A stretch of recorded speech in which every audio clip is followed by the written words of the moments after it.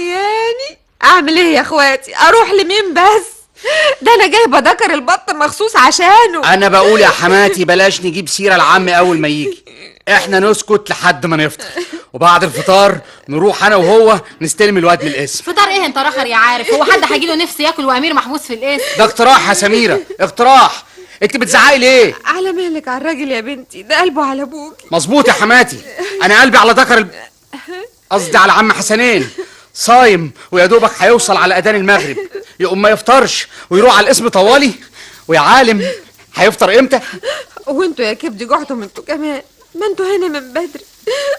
منه لله الراجل سواق العربيه، انا عارفه بيوقف عربيته في الشارع هنا اللي بس. لا وعربيه شرطه يا حماتي، عربيه حكومه. ما هو ساكن هنا ياما وبيجي بيها كل يوم. مع ان ده غلط، والله غلط. هو ايه اللي غلط يا عارف؟ غلط ان موظف الحكومه يروح بيته بعربيه الحكومه. ده سواق العربيه يا عارف يروح الناس بيوتهم بالعربيه وما يروحش هو بيها. انا عارف بقى، كل اللي اعرفه ان وجود العربيه دي في الشارع كده غلط، ولعب الكره في الشارع برضه غلط.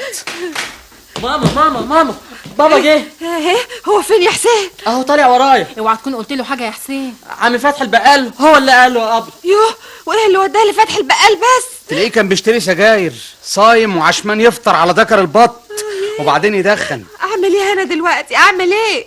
تلاقيه جاي معفر وهيتخلى علينا كلنا. امر الله بقى ياما. ايوه نصيبنا كده. السلام عليكم. وعليكم السلام. ايه الحكايه يا ام حسين؟ ابدا يا اخويا، الواد امير ابنك يعني بيلعب الكرة في الشارع، جت في ازاز العربيه كسرته وخدوه على القسم. وقالوا لكم ايه في الاسم؟ لا دي حاجه بسيطه يا عمي، حضرتك تروح تمضي على المحضر وتكتب تعهد انه ما يعملش كده تاني وخلاص. اذا كان كده تبقى بسيطه، نروح الاسم. طب مش تستريح الاول يا ابو حسين؟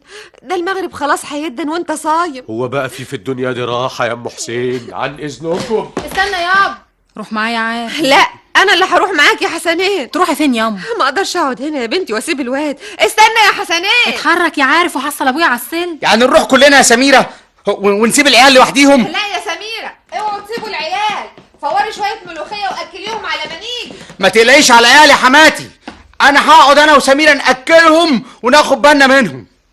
فين اختك يا حسين؟ انا عارف. احسان فين يا ولا؟ هي مش كانت معاك تحت؟ انا افتكرتها طلعت على هنا. طيب انزل شوفها عند صباح اللي تحتنا. طيب. سخن الاكل بقى يا سميره. انا عارفه انت مستعجل على الاكل كده ليه يا عارف؟ عشان الولاد زمانهم جاعوا قوي يا سميره، ذنبهم ايه المساكين دول؟ وابويا المسكين ده ذنبه ايه يجي صايم وما يقعدش ياكل لقمه؟ ما هو هياكل يا سميره. امتى؟ يمكن على ما تسخني يكونوا جم ويحصلوه.